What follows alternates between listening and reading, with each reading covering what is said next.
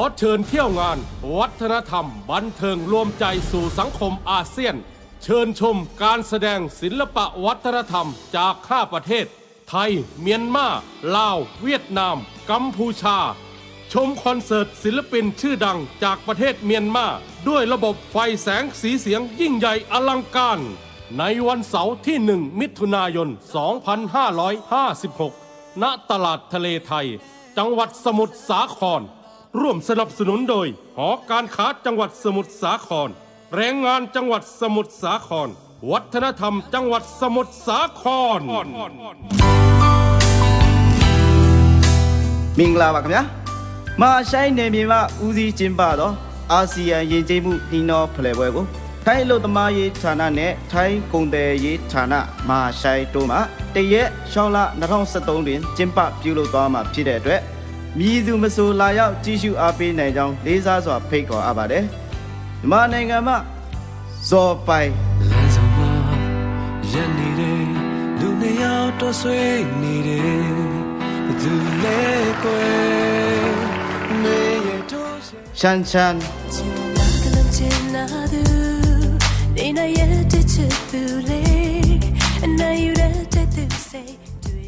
စိုက်စီ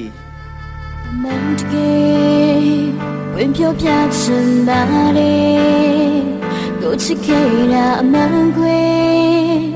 ကိုစိတ်ကူအိမ်မကြွေဂျေနီ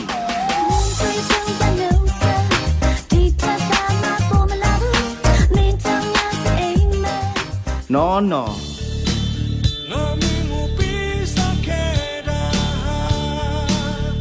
ပညာဟန်မောင်ကျင်နာတေးတန်လေးကိုနားဆင်းလမ်းပါပြူမီရဲ့မင်းအပေါ်ချစ်တဲ့အကြောင်းအိုက်ထွန်းတောင်းနောက်ဆုံးတဲ့မင်းနဲ့ငါနေစခွင့်ပါမင်းလေးတွေ့တဲ့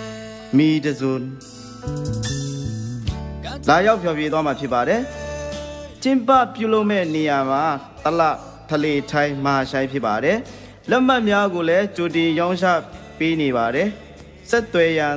3989 595 3954